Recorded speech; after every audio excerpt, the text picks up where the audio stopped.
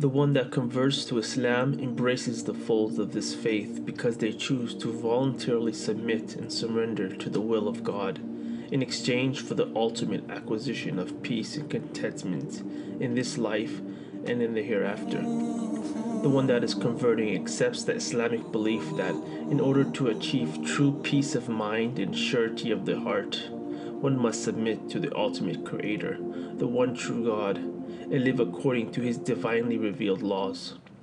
The one that converts comes to the understanding that no one is worthy of his worship and veneration except the one true Creator, the Creator of this world and everything it contains. He realizes that the only true purpose of his life is to find God, build a relationship with Him, and follow His commandments. The one that is converting comes to the realization that God the Almighty would not leave him or her in the darkness without showing them and guiding them regarding the manner in which He wants them to live.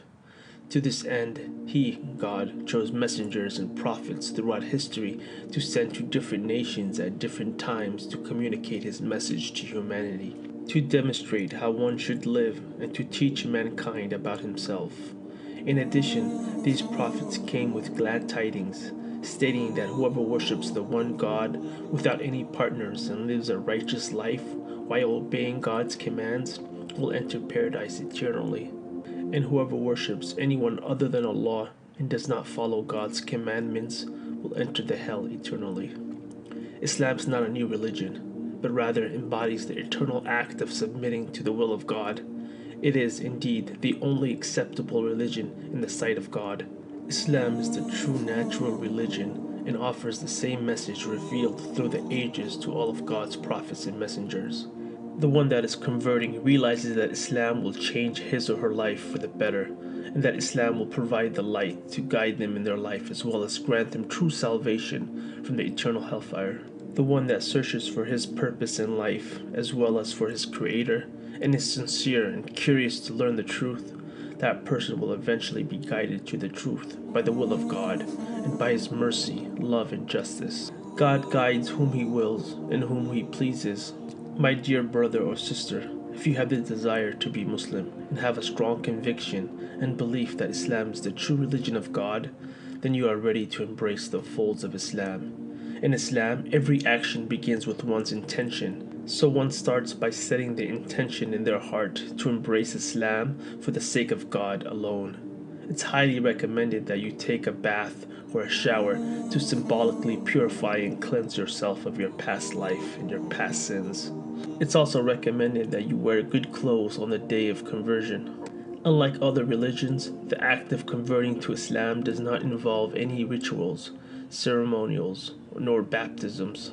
All the one has to do is to declare the testimony of faith, which is known as the Shahada in Arabic, or the Declaration of Faith in English, which is the first of 5 pillars of Islam. These 2 statements encapsulate all of the beliefs of Islam. Ashhadu an la ilaha illallah wa ashhadu anna Muhammadan abduhu wa rasuluh. I bear witness that there is no deity worthy of worship except Allah, and I bear witness that Muhammad is His servant and messenger. One can simply state this phrase in privacy by himself, or can do so in public with witnesses, especially those who could help them pronounce the wording in Arabic accurately. The testimony of faith is recommended and often done publicly in a mosque or gathering. One testifies, acknowledges, and expresses that he or she is fully convinced, with no doubt, that there is no deity worthy of worship and veneration other than Allah. Allah is the unique name of God. One acknowledges that there is only one God who is the sustainer, the creator, who is in control of all matters and all things, who has no partners, no children, nor associates. He is the Most High, most merciful, all-knowing, all-wise, all-seeing, all-hearing. He is the first, He is the last.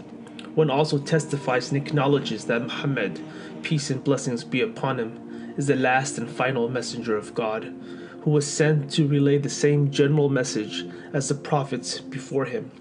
He is the best example and role model for humanity, a slave and a worshipper of Allah, and should not be wrongfully worshipped like past prophets, who were only human messengers of God and not God Himself. After one completes his testimony of faith, that individual is now officially Muslim. As a Muslim convert, one does not need to be burdened by his or her past sins committed before their acceptance, as all of their past sins will be absolved, and they will start with a clean slate, as free of sin as a newborn child. Not only that, but all of their past sins will be converted to good deeds. One should attempt to the best of his ability to keep his slate clean as much as possible, and do as many good deeds as he or she can. The new convert should make a lot of supplications to God, asking Him to continue to guide him or her to the straight path and lead him or her to paradise and everything else they desire in this world and beyond. After the conversion process comes the time to start gradually learning more about Islam and practicing it by performing the 5 mandatory ritualized prayers that Muslims perform daily. A new convert should not try to learn all aspects of the faith at once, as they may end up feeling overwhelmed. Instead, one should continue to learn and grow his faith over an extended time period. It's highly recommended that the convert finds a local mosque or a local Islamic community and attend gatherings, seek Muslim support, and make new friends.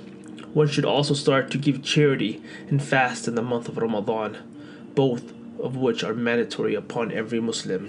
For people still unsure as to whether or not they should convert to Islam, they can pray to God without specifically naming Him.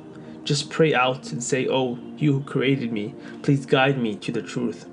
Also, continue to research and look further at the overwhelming evidence and proofs that Islam offers to affirm its existence and validity. Do not procrastinate and do not take this matter of faith lightly, as you are not guaranteed tomorrow. Your test, your life, can end at any moment. Realize, my brother or sister, that you did not come to this video by random or by chance. You were guided here by your Creator. May your journey to the answer and to the truth be pleasant and successful.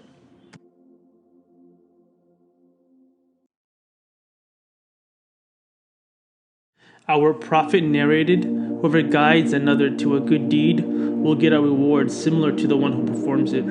So please like, subscribe, and share this video. Assalamu alaikum.